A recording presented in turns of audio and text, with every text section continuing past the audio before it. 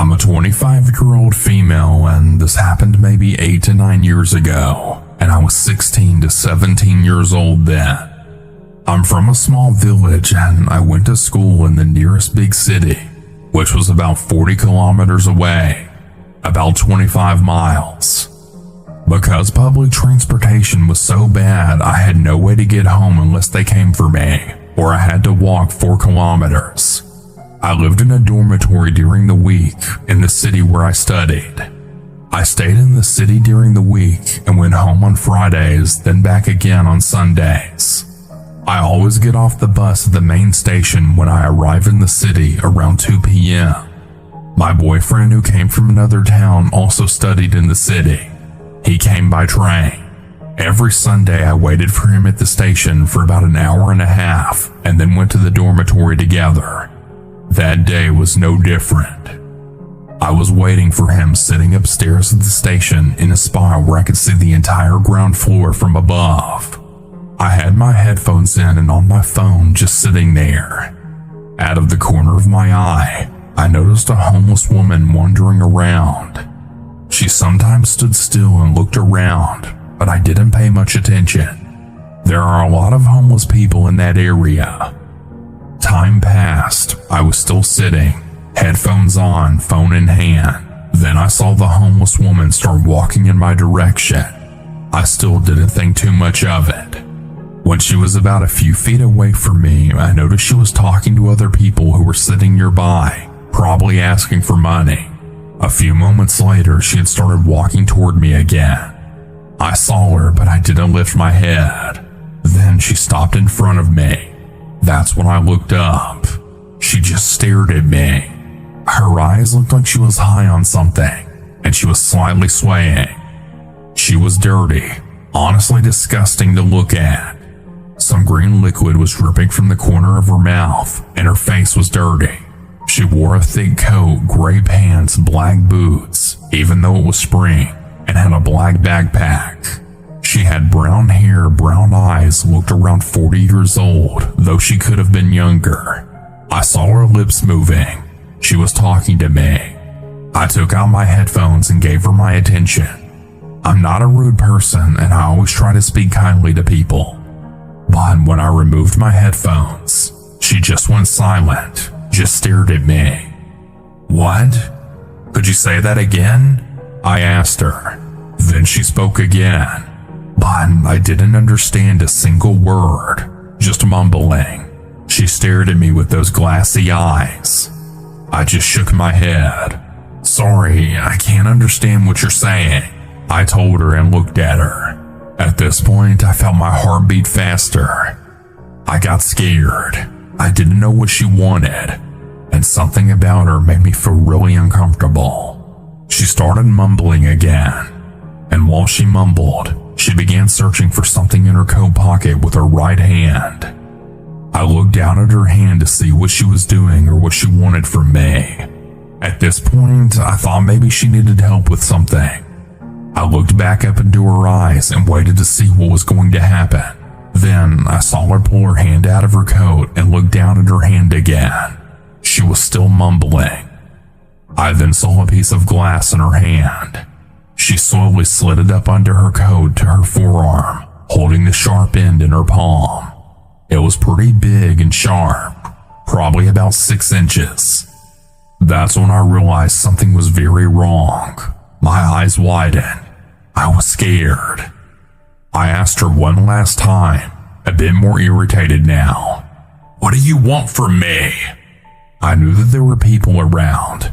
It was a train station in broad daylight, so I didn't think she would actually do anything. Well, very suddenly, she stepped toward me and pushed the glass toward me, right toward my neck. I reacted immediately. I jumped up in time, pushed her away, and yelled at her. "What the hell are you doing?" She started mumbling more angrily. I had no idea what she was saying. My whole body was just shaking, and I was terrified. I grabbed my travel bag quickly, all while keeping my eyes on her.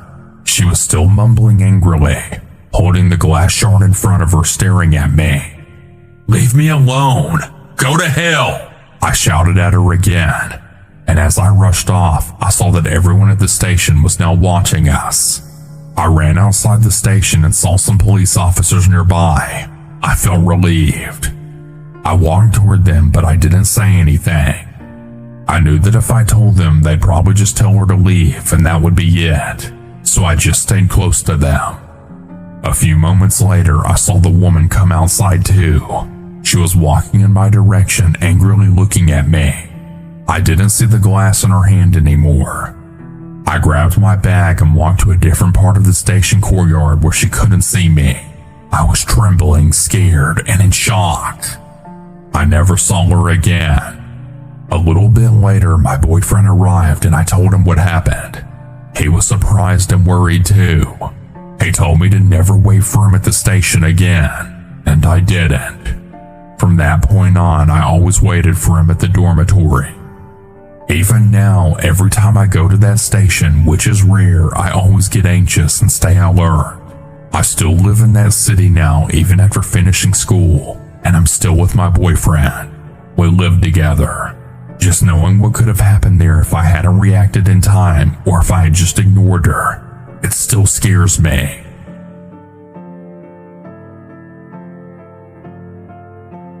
This may sound bad to some. It might sound harmless to others, but I was never found out about these things. It wasn't illegal as far as I can tell, but I'm not sure what I'm about to say counts as. I just really want to talk about it though. If my post is removed, I'll understand. This all happened when I was 15 to 17. I was in middle school to start off. I had very few friends and my family life was not that great either. I didn't feel alone, nor did I want any friends. I just wanted to get the school day over with and be alone in my room. I had no bad thoughts before these years. I was going to second period math when I saw him, a guy around my age, tall with blonde hair. He was very quiet, but he had many friends when I saw him at lunchtime. I had never paid him any mind before, but something about him made me feel weird, like I wanted to get to know him, to speak to him, and to be near him. I must confess, before this, I had never felt romantically inclined nor sexually to anyone or really anything, so these feelings didn't feel like love to me. But maybe it was just delusion that pushed my next move. I would always watch him when I had lunch. I got in line just like normal, but I always knew where he would sit. He never changed spots and I stood behind him, still and unmoving. It really felt amazing to be near this person for no good reason. Over time, it was more than just staring at him. I followed him in the halls of our school and I knew his entire schedule. I knew his full name, age, birthday, his house, and his family. I didn't think it was weird. I just wanted to know more about him and to be with him in a way that I couldn't really describe. I told myself it wasn't love, because why would I love a person I've never spoken to or really even know? It got to the point that I always thought about him. When I got home, I'd go through the pictures I took of him from school that day. I was almost excited. What if he caught me? Would he tell me to never speak to him again or go near him? Would he think it was nice and speak to me how I want? What would happen? I didn't even care what happened. It wouldn't change how I felt. Nothing did. I got bold. One day he had to walk home, so I followed him to the nearby wooded area. He was a pretty fit guy, so he was quicker than I was, and I did get tired of walking so far, but I was determined to follow. I didn't want to follow him home since I already knew where he lived, and I wasn't going to go that far. He almost saw me many times, as the path he was taking was normal for him, but not for me. It was rocky with dead leaves all over. I tried to be quiet to not let him notice me. Eventually, I left, satisfied with new pictures of him walking to add to my delusion and to my growing collection. I regret every bit of this. I didn't study for school like I normally would, So I'd sometimes talk to the teachers and they would tell me how I needed to get higher grades to pass the class. So I tried to get back into the flow of doing work more often. When I was moved to a different biology class, I saw him there in the back. I was sitting right next to him with a reasonable gap between us. I felt so happy that I would finally get the chance to speak to him without worry or anxiety or people listening in. During that class, he would sometimes look my way, at me, but I didn't think too much of it at first. Maybe he was just doing it to look near me and someone else. But it kept happening, so I would do the same. We would stare at each other. It felt so... I don't even know how to describe it. Eventually, I tried to talk to him and ask for help with some notes. I never really spoke to anyone, so this was new to me. I only spoke to teachers and sometimes, if I had to, other students. He was nice, and he would speak to me in a tone that I was unfamiliar with. It was pleasant. It didn't last too long, as I realized that he had found a poem that I'd written to him that I was not going to give him. He took the paper from my desk, and I just stood there next to him, honestly more worried than I thought I'd be. He didn't say anything. He just sat down and we didn't speak during that period. I left and went online to find his socials. I apologized to him and I said I understood if he didn't want to speak to me. He said that he knew that I liked him, which shocked me. But to be honest, it was obvious to everyone but myself. He never knew that I followed him or took pictures of him. At least, I don't think so. I later found out that he was not supportive of me liking him, as he was a straight male and I was not his usual romantic interest. Over time, I did stop following him, and I never spoke to him after that, but he would still stare at me very often. I don't know why. I had done this with one other person, the same game of following and taking pictures, but this other guy was cut short as I moved away. I honestly don't know what compelled me to do these things. I hope I don't do them again. I now live happier than when I was in these situations, so I hope things can sort themselves out for me mentally. The story may not sound so bad, but I left out details on purpose due to them being private and somewhat disturbing.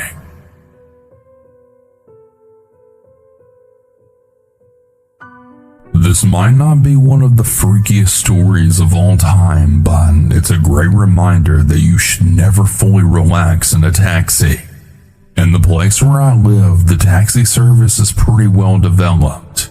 We have a global app where you have an ID as a passenger and the driver has one too. There's a rating system so you know what to expect, and people get punished for doing bad things. You feel pretty safe with that system. It's not like the old days of completely random taxis. I've never had any serious trouble with drivers until yesterday. I needed to travel from one small town to another, passing through a big city. Everything felt off from the very start. The taxi was showing up weirdly on the app's map, but I thought, oh well, that happens. The internet and GPS can be glitchy sometimes. Eventually, the driver arrived and we started the trip. Right away, something just felt wrong. The driver didn't mark that the drive had started in the app. I didn't even see the awaiting status, which drivers sometimes use to get extra cash for waiting. I usually tolerate that, but this was just strange. We were also taking an unusual route, not the one I'm used to. I even had a weird thought. What if he starts heading in the wrong direction, not toward the city center, but out to the suburban area instead? And damn, he did. He had been pretty silent since the beginning of the trip, and it became very clear that this was not an accident. He still hadn't started the ride in the app, and we were literally driving in the opposite direction, one that had no chance of leading to my destination. At that moment, I genuinely felt scared. It's a horrible feeling when something like this happens and you're alone. I'm a 27-year-old female, by the way, and I'm in a car with a stranger. I gathered myself and asked, "Hey, excuse me, what path did you choose? I don't need to go that way." Immediately, he changed direction toward the correct route, started the trip in the app, and looked absolutely furious. And keep in mind, the trip was about an hour long. He continued driving, but still not exactly as the navigator suggested. He stayed on the correct general route, but kept making odd choices, especially as we got closer to the end of the trip. At that point, I'd called a friend and casually said that I was almost there, just in case, so someone would know I was expected and on my way. He remained silent the entire time. When I finally got out of the car, I was literally shaking. I understand that it's likely that he wasn't planning the worst case scenario we're all thinking of, but his actions were absolutely not okay. What if I didn't have the app working? What if I hadn't checked the road? What if I didn't know the route at all? The most chill explanation is that he wanted to take the longest route possible to get more money, maybe an extra hour of driving. But that's ridiculous, and even then not acceptable. I wrote to customer support and reported the situation. Hopefully I just don't get him as a driver again.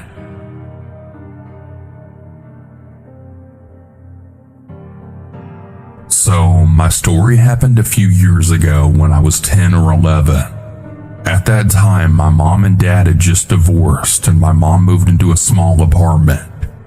The building had 2 apartments per floor right across from each other. In the first few months, we never really saw the neighbor who lived in front of us, but suddenly, we started seeing him more often. I remember the first time I saw him. It was behind the building in the small garden. He was there with his dogs, and I don't know if I felt scared. Not just scared in a usual way, but this feeling like something was wrong. It was like he was staring at me, but not in a normal way. I couldn't explain it, but it made me feel uneasy. There was just something about him, his presence, that felt strange, even though I couldn't pinpoint what exactly it was. It just felt wrong. A few days later, he came to our apartment and he asked my mom if he could buy me toys and even underwear.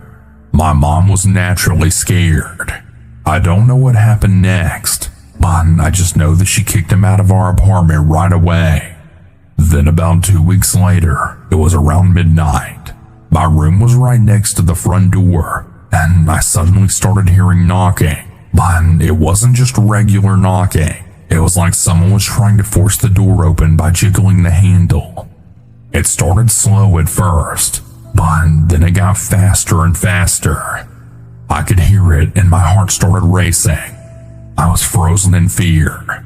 I tried to get up to wake my mom or even look through the peephole, but I couldn't move. I was so scared that my body just wouldn't cooperate. I know that it wasn't a dream or anything. I knew it was real. I could feel the panic in my chest. After that, my mom and I moved out quickly, and we never saw him again. But since then, I've really developed this weird paranoia that never really goes away. It feels like my brain keeps playing tricks on me. I hear a little noise and suddenly I'm convinced someone's in the house. I keep imagining things that aren't there, like someone hiding in the hallway, watching me from the dark. I know it sounds irrational, but it doesn't feel that way at the moment. It's like my body freezes, my heart races, and I can't move, just like that night, and it comes in waves. Some days I'm totally fine, and others it all comes back stronger than ever. I start thinking someone might come back, that someone might already be inside.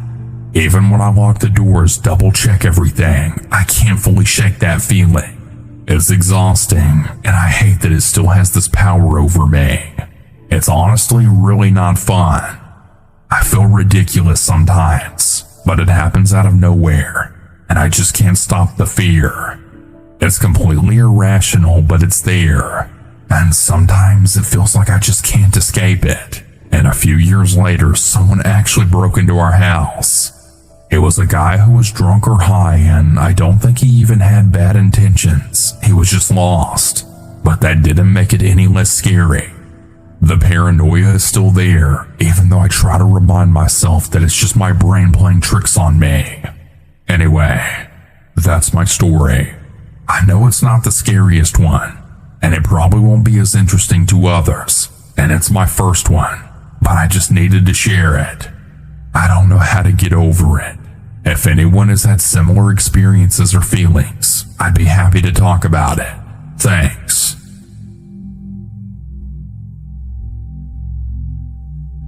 Warning. The following story mentions animal cruelty. You may want to skip this one. This little story is from 2012. I live in Canberra, Australia. We're an incredibly boring place 99% of the time. Not much happens, but when it does, everyone hears about it. I just started year 11 at a new school. The last 2 years of high school are done at a separate school, which we call college, to year 7 to 10. Everyone's about 16 to 18 at this campus. I was a bit of an overachiever when it came to English, so I was placed in a class of 6 or 7 other overachievers in an experimental English class taught by the deputy principal in charge of my grade. Basically, rather than physical books and assignments, the school wanted to trial a totally digital format, which I hated, by the way. We worked almost exclusively on our personal iPads that we had to bring to each lesson. Even though the class was small, I don't remember much about most of the kids. They weren't particularly interesting, I guess. I kept to myself after the collapse of my high school friendship group, and sat next to the other quiet kid in this particular class. I'll call him Jimbo. Jimbo was even quieter than me. I got myself in trouble a couple of times for challenging the teacher's views, but I honestly do not remember this guy ever saying a word. One lesson, for some reason that escapes me, where we were discussing our pets. Jane talked about her cat, Bob about his dogs, whatever. It was one of the few times I contributed without challenging the teacher even. Jimbo still said nothing, just flicking idly through his iPad and leaning back on his chair as he very often did. A couple of weeks into the year, I finally found a few new friends to hang out with on breaks. Jimbo was absent from class, and then the next and the next. This kid just disappeared, and after another couple of weeks, I asked the deputy where he was. This dude hated me, so he literally rolled his eyes, shoved past, and said nothing. I shrugged it off because I knew the teacher was a dickhead, but I was still curious. I brought it up to my new mates because it's not common around here for a kid to just stop showing up to school. We're a small city. Someone always knows something. If he'd moved schools, someone would have heard. There had to be some kind of explanation for the sudden extended absence. One of my new buddies took me aside. I'll call him Jerry. Jerry was a good, goofy guy. He was the type to always joke around. So when he pulled me aside all serious, I knew that something was off. Jerry and Jimbo had been friends back at their old high school. At some stage over the summer holidays when Jerry had visited him, Jimbo had spilled a glass of milk in his kitchen. Jerry laughed about it, but Jimbo demanded he clean it up, even though Jerry obviously wasn't the one who made the mess. Jerry turned his back, and the next thing he knew, Jimbo had a knife to his throat and made him clean up the spill at knife point. But it gets worse. So much worse. He tells me that Jimbo's iPad was absolutely packed with videos. Videos of him doing the most disgusting subhuman things to animals. Primarily dogs. I physically can't bring myself to write the specifics of what he did to those poor souls. Think the BTK killer, but without the people. He'd been stealing them from backyards and luring strays. There was even a teacher at the school who had come to find out why his dogs were going crazy so late, and then he saw Jimbo scamper off into the night. There was a vast paddock not far from the school that I used to go smoke weed in, because the grass was tall enough to keep us relatively well hidden from the rest of the world. Absolutely huge, a good kilometer square if not more. That specific paddock in question I learned had been his killing fields. I was just getting high in the opposite corner closer to the houses that lined one side. If we decided to venture diagonally across for whatever reason, we very possibly could have come across something he'd done. The iPad that he'd recorded it all on had been less than a foot away from me for weeks. He'd flicked through the images of what he'd done so casually in that little classroom of 6 or 7 students. Hell, he knew that each one of us had pets. He also had a bucket list found on the iPad, the top item of which was graduating to killing humans. From what I know, Jimbo was convicted for animal cruelty, and nobody's heard of him since.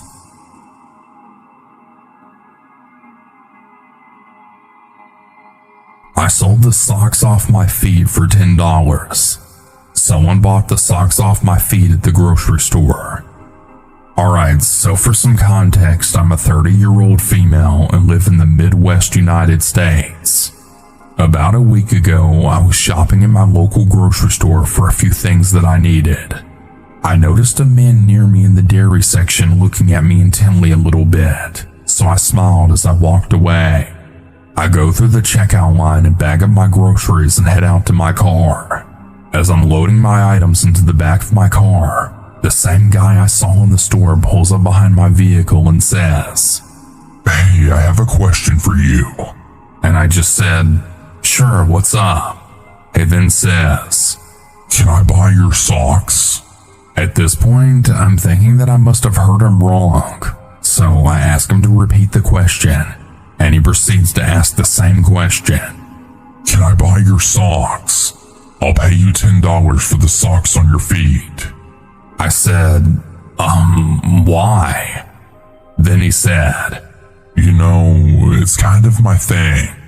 I replied, like a foot fetish sort of thing? To which he then said, "Yeah, something like that." Now mind you, as he's asking me this, he has my car blocked in and he's reaching into his inner jacket pocket. Now, as a woman, I'm always aware of my surroundings and such. So at this point, my brain is thinking about the worst case scenarios. I'm thinking this man is about to pull out a gun and kill me if I don't give him my socks. So I just said, "Hold on, let me put this cart back." So I walk back to my car after returning the shopping cart, and he's now exited his car and is right next to my driver's side door. Now I'm panicking and I'm scared for life. It's fight, flight, or freeze, and I'm frozen solid honey. So I sit in my driver's seat with this door left open, and I proceed to take off my socks off my feet and hand them to this guy. He just says, "Thank you, you're beautiful, and your feet are so pretty." He then hands me the $10 and walks back to his vehicle and drives away. Now, this is by far the creepiest and scariest thing that has ever happened to me, and at this point I'm no longer wearing socks out in public. It's kind of funny. Tell me what you all think about this and what you would have done in this situation.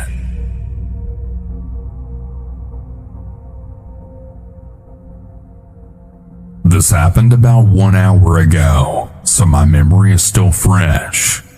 First off, I am living very rural in a small village with maybe 10 to 15 houses, but close to the highway.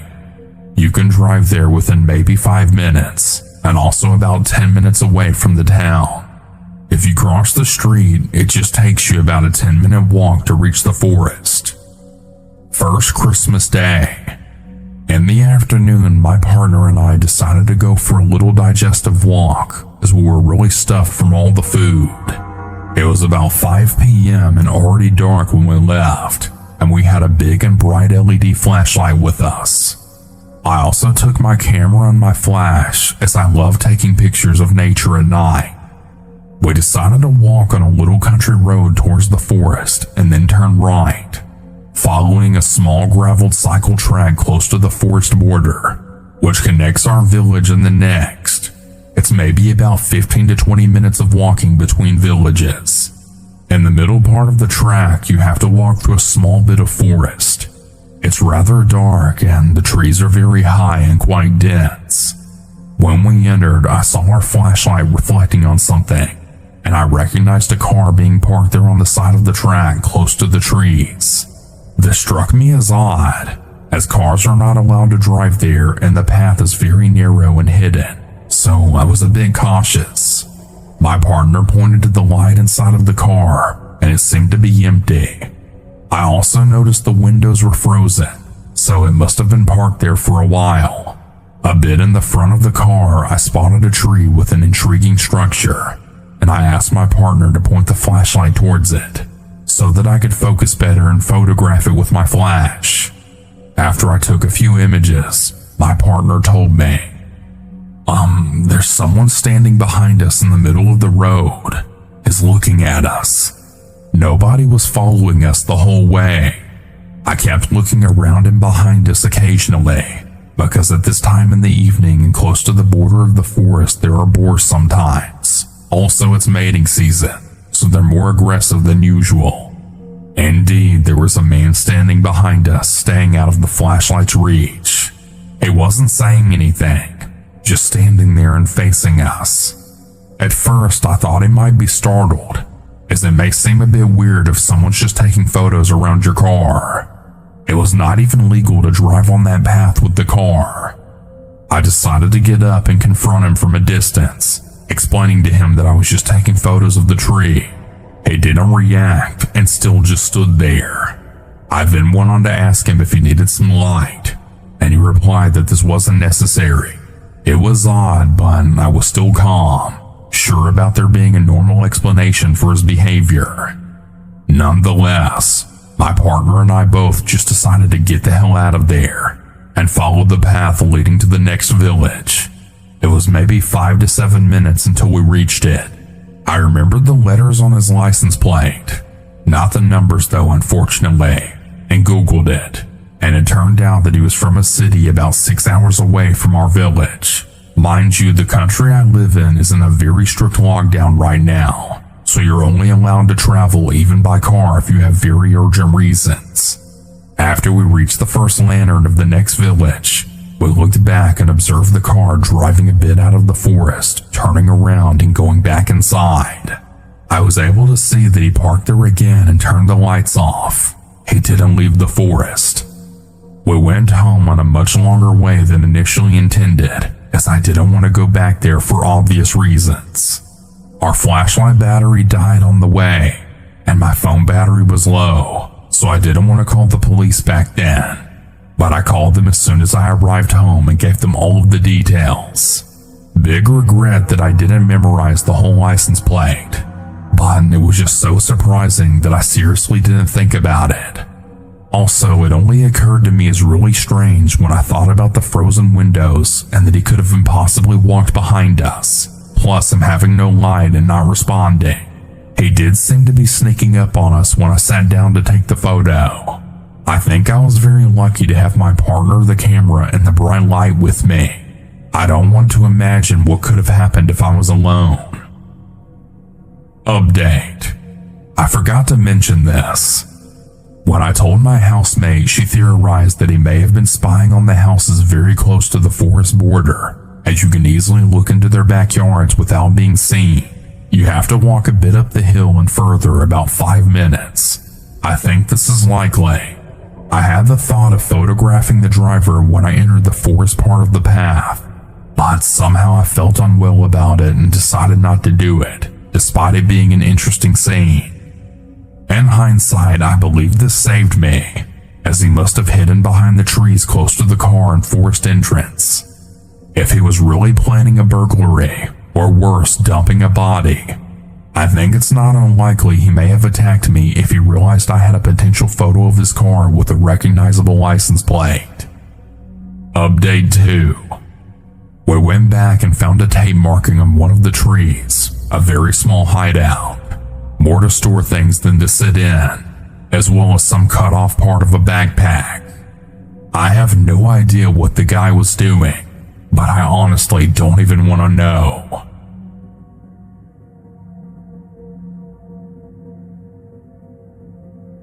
I went grocery shopping today just for a few items, and I was in and out of the store in about 15 minutes. Towards the end, I just walked past a couple in an aisle when I heard, "There she is," and saw someone point their finger at me out of the corner of my eye. This caught my attention, so I turned around to see two people scowling at me, one of whom had their phone out in front of them, either recording me or taking a photo of me. There's no one else in front of them in the aisle but me. I got freaked out and quickly walked into a couple of other aisles to grab more items, hoping that I was somehow misinterpreting the situation and tried to shrug it off. However, this couple proceeds to follow me all throughout the store at a distance with their phones out. They thankfully don't continue following me while checking out or on my way home. They said nothing more to me. I live in Boston, and true to the stereotype, I have no desire to interact with anyone on the street. I didn't recognize them, and I can't remember any negative encounters with strangers for me to make any sense of this. I don't even have a car, so this wasn't road rage or someone pissed off over a parking spot. I'm figuring I simply look like someone else, but this event still has me in fight or flight mode.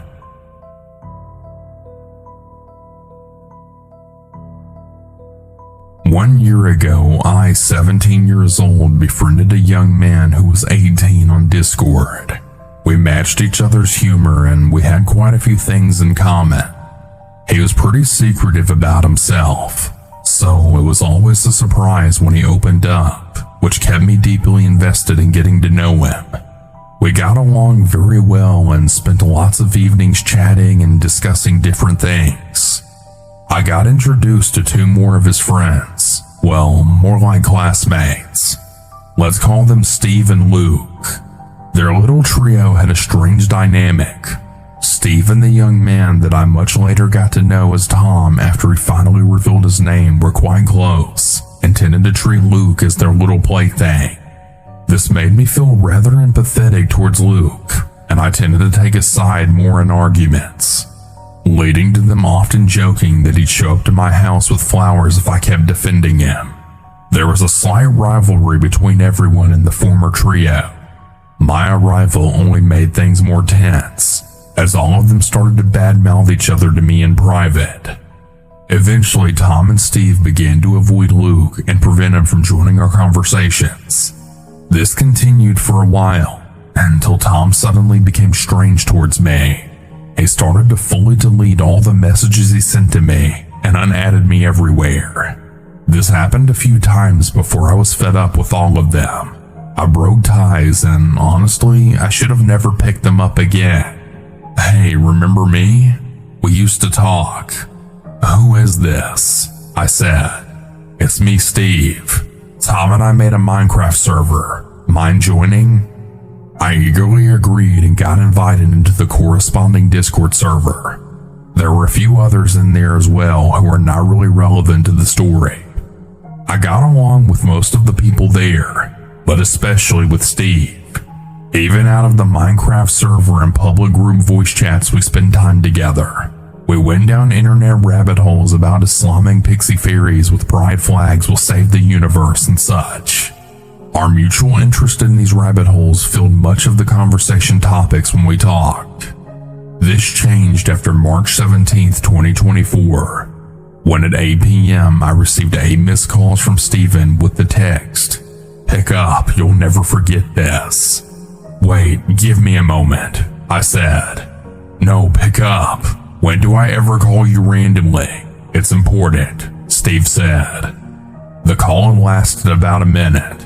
Steve turned on his camera and asked me a short question that genuinely still makes me feel nauseous. "This is your house, right?" I remained silent for a good second, and I tried to deny it was my house.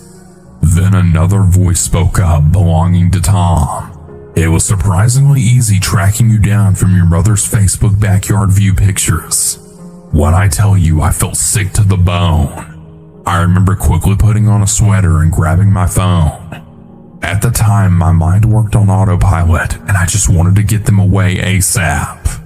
My mother asked me why I was going out in the middle of March at 9 p.m. during a rainy night. At the time, I just lied to her that friends were there. "No way you were actually real."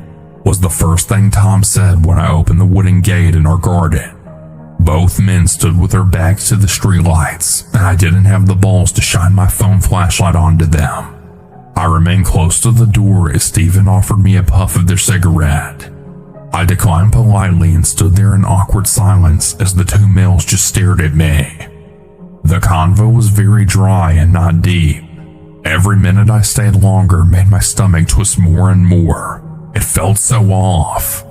I stayed there for about 30 minutes before they offered me the following. Want to go with us to our car? I immediately declined and turned around to close the wooden gate to the garden again. Before I could, Tom quickly added that it was just a joke and insisted on drinking a cup of coffee inside with my parents. I declined and desperately tried to get them to leave. It was now 9:30 at this point. Thanks, man. I really feel unsafe in my own home now. Just kidding, I told him. Sorry, hope it didn't scare you too badly, Tom said. I brushed the weird event off and just went on with my life, though I did find myself checking more often if there were people outside waiting for me. April 29th, 2024. Are you home? Tom asked. No, I replied. Are you sure? The lights in your room are on. Tom says. I'm not home, go away, I told him. But I can see you, LOL. Look at your window on your left, he says. There I went again to see them, this time in daylight. They had once again shown up to my doorstep together. This was my first time seeing their faces. Steve waved and nervously smiled. I nodded. What is it this time? Want to go to so-and-so's house together with us? No, I don't. Please don't waste your gas anymore to drive all the way over here, I told them. Yeah, they didn't stop. Steve begged me to allow him to go inside to fill up his water bottle, and so Tom could piss. I declined both and pointed for Tom to piss somewhere in the field. Eventually I gave in, and I took Steve's water bottle inside myself to fill it up. When I came back, they suddenly were satisfied and happy to go back to their car and leave. Of course, not before a weird request. May I give you a handshake? When I tell you it was awkward. Humans have this sensor that tells you how long it's okay to shake someone's hand before it becomes weird. He did not. A solid 4 seconds he held my hand only to make the joke to never wash his hands again afterwards. May 6th, 2024. Hey, we need to talk. I really want to tell you something, Steve said. After a long conversation, it finally came through what the intentions were. Steve told me he liked me. I quietly listened as he told me everything. The worst part of it all was that he knew that I had a boyfriend as well. I politely declined his confession and decided it was enough. I was gonna cut all ties with these people. Following that decision, multiple alt accounts sent me messages apologizing, but I never responded to them. June 15th, 2024. My birthday, a card dropped on the doormat. For all the tears and pain, grief also gives you emotional gain, was printed on the front of the card, and inside of it you could find the short text. Happy birthday, have fun. Look in your cabinets. It was a funeral grievance card. After this, there was just complete silence. Yeah, I don't think I'm gonna get on Discord for a while.